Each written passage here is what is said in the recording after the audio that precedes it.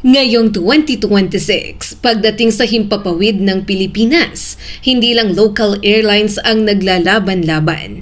Kasama rin dito ang malalaking international airlines na araw-araw ay nagdadala ng mga OFW, turista, negosyante at pamilyang Pilipino papasok at palabas ng bansa.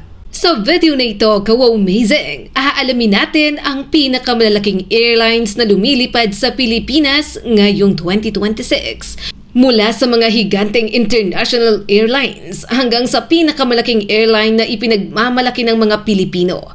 Aalamin natin ang laki ng kanilang fleet, dami ng pasahero, halaga ng kumpanya, at ang dahilan kung bakit sila ang nangunguna sa aviation industry.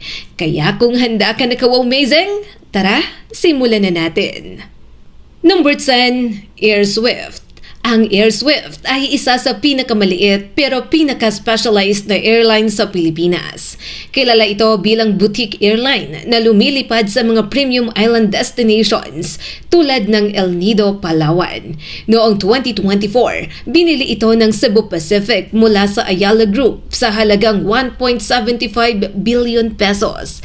Kaya ito ang pinakamalinaw na presyo ng kumpanya para sa Air Swift. Ngayong 2026, mayroon itong humigit kumulang 5 aircraft.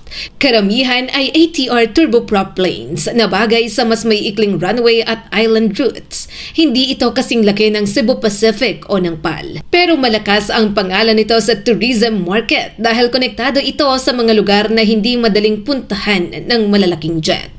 Kahit nasa top 10, mahalagang Air Swift sa aviation industry ng Pilipinas. Hindi ito airline para sa dami ng pasahero, kundi para sa espesyal na biyahe.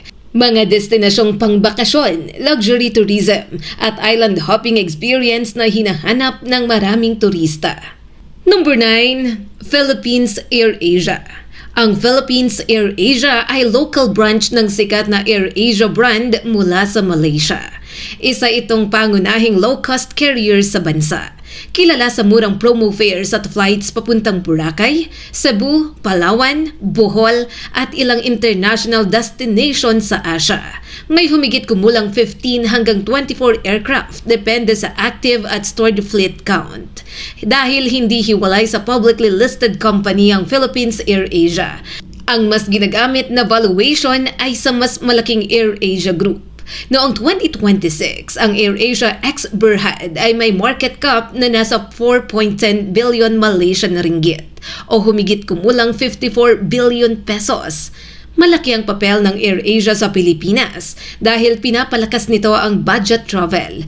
Para sa maraming Pilipino, ito ang airline na inaabangan kapag may piso fare, seat sale o bigla ang bakasyon. Hindi man ito ang pinakamalaki sa bansa. Isa ito sa pinakamalakas sa mass market passengers. Number 8, PAL Express. Ang PAL Express ang regional arm ng Philippine Airlines. Ito ang tumutulong sa PAL na maabot ang maraming domestic destinations, lalo na ang mga rutang hindi palaging bagay sa malalaking aircraft. May fleet itong humigit kumulang 33 at lumilipad sa mahigit 30 destinations. Wala itong sariling public market value dahil ito ay subsidiary ng Philippine Airlines. Kaya ang ginagamit na company value ay nakapaloob sa PAL Holdings na may market cap na nasa 72.5 billion pesos ayon sa Reuters data. Kung ang Philippine Airlines ang mukha ng premium at international travel, ang PAL Express naman ang mas tahimik pero napakahalagang bahagi ng operasyon. Ito ang nagbibigay koneksyon sa maraming probinsya, business travelers at pamilyang Pilipinong umuuwi sa kanik-kanilang lugar. Number 7, Cathay Pacific. Ang Cathay Pacific ay Hong Kong-based airline at isa sa pangunahing choices ng mga Pilipino papuntang North America, Europe at iba pang bahagi ng Asia. Dahil sa Hong Kong hub nito, madalas itong ginagamit bilang connecting airline ng mga OFW, estudyante, turista at business travelers. Ngayong 2026, ang Cathay Pacific ay may market cap na tinatayang 11.4 billion US dollars o humigit kumulang 647 billion pesos. May fleet itong nasa mahigit 180 aircraft kung isasama ang cargo operations. Malaki ang epekto ng Cathay Pacific sa Pilipinas dahil malapit ang Hong Kong sa Manila, Cebu at Clark. Para sa maraming Pilipino, ito ang isa sa pinaka-convenient na airline kapag papuntang Canada, United States, Japan, Europe at iba pang long-haul destinations. Number 6, Korean Air. Ang Korean Air ay flag carrier ng South Korea at isa sa pinakamalaking airline sa Asia. Malakas ito sa Pilipinas dahil sa dami ng Korean tourists na pumupunta sa Cebu, Clark, Manila at Boracay gateways. May fleet itong humigit kumulang 169 aircraft at mahigit 100 destinasyon. Noong July 2026, ang market cap ng Korean Air ay nasa 5.42 billion US dollars o humigit kumulang 318 billion pesos. Mayroon din itong malaking expansion plan, kabilang ang pagbili ng mahigit 100 Boeing aircraft na nagkakahalaga ng bilyon-bilyong dolyar. Sa Pilipinas, mahalaga ang Korean Air dahil South Korea ang isa sa pinakamalaking source ng foreign tourist ng bansa. Kaya kapag pinag-usapan ng international airlines na may malaking ambag sa Philippine travel market, hindi mawawala ang Korean Air. At narito na tayo sa number 5, Go Amazing! Qatar Airways, ang pambansang flag carrier ng bansang Qatar at isa sa pinakaprestihiyosong airlines sa buong mundo. Itinatag ito noong 1993 at ang pangunahing hub nito ay ang Hamad International Airport sa Doha, na ilang beses nang kinilala bilang isa sa pinakamahusay na paliparan sa mundo. Mula sa Maynila at Cebu, nag-aalok ito ng mga biyahe patungo sa mahigit 170 destinations sa mahigit 80 bansa. Dahilan upang maging isa ito sa pangunahing airline ng mga OFW at Pilipinong bumabiyahe papuntang Europe, Middle East, Africa at North America. Sa kasalukuyan, mayroon itong mahigit 250 modern aircraft, kabilang ang Airbus A350, Boeing 777 at Boeing 787 Dreamliner. Bagamat hindi publicly listed ang Qatar Airways kaya wala itong opisyal na market capitalization, tinatayang ang kabuang halaga ng kumpanya ay umaabot sa humigit kumulang 25 billion US dollars o halos 1.4 trillion pesos batay sa halaga ng fleet, assets at operasyon nito noong 2026. Kilala rin ito sa pagiging isa sa iilang airline na paulit-ulit na nanalo bilang World's Best Airline mula sa Skytrax. Ang negosyo nito ay suportado ng gobyerno ng Qatar, kaya patuloy itong lumalawak kahit sa gitna ng matinding kompetisyon sa pandaigdigang aviation industry. Sa Pilipinas, napakahalaga ng Qatar Airways dahil libu-libong Pilipino ang nagtatrabaho sa Qatar at iba pang bansa sa Middle East. Bukod dito, isa rin itong paboritong airline ng mga biyaherong papuntang Europe at Amerika dahil sa maayos na koneksyon sa Doha. Kilala rin ito sa world-class na serbisyo, maluluwag na upuan, masasarap na pagkain at isa sa pinakamahusay na business class sa buong mundo. Dahil dito, karapat-dapat itong mapasama sa top 5 ng pinakamalaking airline na lumilipad sa Pilipinas. Number 4, Emirates. Sa ika-4 na pwesto, Amazing, ang pinakamalaking airline ng United Arab Emirates at isa sa pinakakilalang airline sa buong mundo. Itinatag ito noong 1985 at nakabase sa Dubai International Airport, isa sa pinakaabalang airport sa buong planeta. Kilala ang Emirates sa paggamit ng napakaraming Airbus A380, ang pinakamalaking passenger aircraft sa buong mundo, pati na rin ng Boeing 777 fleet. Ngayong 2026, mayroon itong humigit kumulang 260 aircraft at lumilipad sa mahigit 140 destinasyon sa 6 na kontinente. Bagamat hindi rin publicly traded ang Emirates, tinatayang ang halaga ng kumpanya nito ay umaabot sa humigit kumulang 30 billion US dollars o mahigit 1.7 trillion pesos kapag isinama ang halaga ng fleet, operasyon at global assets. Isa rin ito sa pinakamalalaking airline sa buong mundo pagdating sa international passenger. Kilala ang Emirates sa napakalaking puhunan nito sa modernong eroplano, world-class in-flight entertainment at luxury services tulad ng onboard shower spa at private suites sa first class. Sa Pilipinas, isang Emirates sa pinakaabala sa Ninoy Aquino International Airport dahil sa dami ng OFWs na bumabiyahe papuntang Dubai at iba pang bahagi ng Middle East, Europe at Africa. Marami ring Pilipino ang pumipili rito dahil sa magagandang koneksyon at mataas na kalidad ng serbisyo. Hanggang ngayon, nananatili itong isa sa pinakamalalaking foreign airlines na regular na lumilipad sa Pilipinas. At narito na tayo sa number 3, ka-wow-mazing. Singapore Airlines, isa sa pinakarespetado at pinakaginagalang na airlines sa buong mundo. Itinatag ito noong 1972 matapos humiwalay sa Malaysia-Singapore Airlines. Ang pangunahing hub nito ay ang Changi Airport na ilang ulit ng kinikilalang pinakamahusay na airport sa buong mundo. Ngayong 2026, mayroon itong humigit kumulang 205 aircrafts at lumilipad sa mahigit 130 na lungsod sa mahigit 35 bansa. Kabilang ang araw-araw na biyahe mula Manila at Cebu. Bilang isang publicly listed company, ang market capitalization ng Singapore Airlines ngayong 2026 ay tinatayang nasa 20 billion Singaporean dollars. O kung sa pera natin ay humigit kumulang 900 billion pesos. Kilala rin ito bilang isa sa pinakamatatag na airline sa Asia dahil sa mahusay nitong pamamahala, mataas na kita at tuloy-tuloy na modernisasyon ng fleet.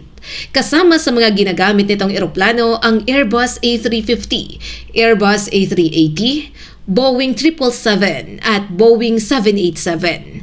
Napakalaki ng kontribusyon ng Singapore Airlines sa Pilipinas dahil ito ang isa sa pangunahing airline para sa mga Pilipinong bumabiyahe patungong Australia, Europe, Japan, South Korea at North America. Dahil sa napakataas na kalidad ng serbisyo, masasarap na pagkain at komportableng cabin, palagi itong kabilang sa listahan ng pinakamahusay na airline sa buong mundo.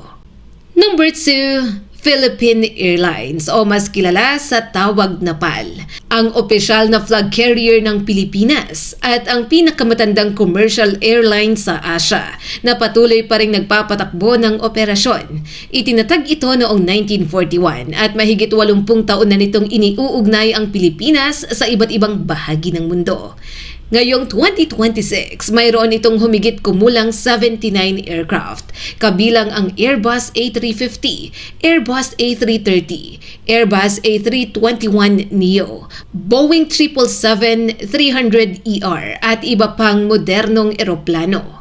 Lumilipad ito sa mahigit 70 domestic at international destinations sa Asia, North America, Middle East at Oceania. Ang PAL ay pagmamayari ng PAL Holdings Incorporated na may tinatayang market capitalization na humigit kumulang 72 billion pesos ngayong 2026. Bagamat mas maliit ang fleet nito kaysa sa Cebu Pacific, ito naman ang may pinakamalawak na international network sa lahat ng airline ng Pilipinas.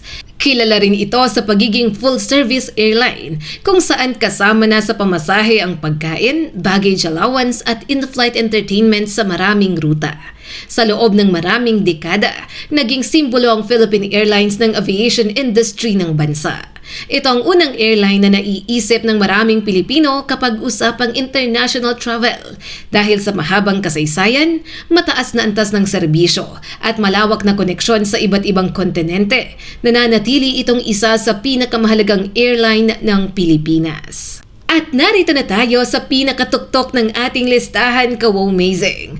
Number 1, Cebu Pacific.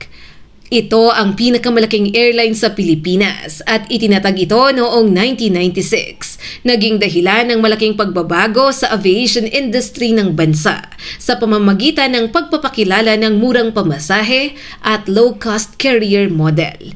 Dahil dito, milyon-milyong Pilipino ang unang nakaranas ng paglipad sa eroplano. Sa kasalukuyan, mayroon na itong mahigit 100 aircraft kabilang ang Airbus A320, A321neo, A330neo at ATR aircraft. Ito rin ang airline na may pinakamaraming pasaherong na isasakay bawat taon sa buong Pilipinas.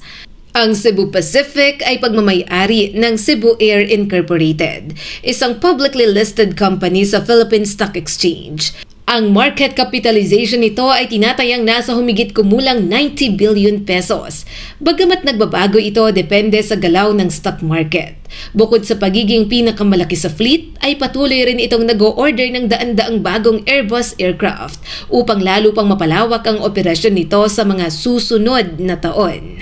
Sa kasalukuyan, ang Cebu Pacific ang nangunguna sa domestic market ng Pilipinas at isa rin sa pinakamalalaking low-cost carrier sa buong Asia. Araw-araw ay libu-libong pasahero ang inililipad nito sa iba't ibang bahagi ng bansa at maging sa Asia, Australia at Middle East. Dahil sa napakalaking fleet, pinakamataas na bilang ng pasahero, agresibong pagpapalawak ng ruta at patuloy na pamumuhunan sa mga bagong eroplano. Walang duda na ang Cebu Pacific ang pinakamalaking airline sa Pilipinas ngayong 2026. At dahil nakarating ka sa puntong ito, ka-wow-mazing, meron akong bonus fact para sa'yo. Alam mo ba, ang Cebu Pacific ang may pinakamalaking order ng aircraft sa kasaysayan ng Pilipinas? Noong 2024, umorder ang kumpanya ng hanggang 152 na bagong Airbus aircraft na may tinatayang kabuuang halaga na mahigit 24 billion US dollars o halos 1.4 trillion sa list price. Ito ang pinakamalaking aircraft purchase na ginawa ng isang Philippine airline at isa sa pinakamalalaking order sa buong mundo. Kapag naihatid na ang lahat ng bagong eroplano sa mga susunod na taon, lalo pang lalaki ang fleet ng Cebu Pacific. At mas marami pa itong magiging ruta sa loob at labas ng Pilipinas na magpapatibay sa posisyon nito bilang pinakamalaking airline sa bansa. Alin sa mga airline na ito ang nasakyan mo na, ka-wow-mazing? I-comment lang ang iyong sagot sa ibaba. At syempre, kung nais mo pa ng mga wow-mazing videos katulad nito, huwag kalimutang mag-like and subscribe at pakishare na rin para mas marami pa ang makapanood.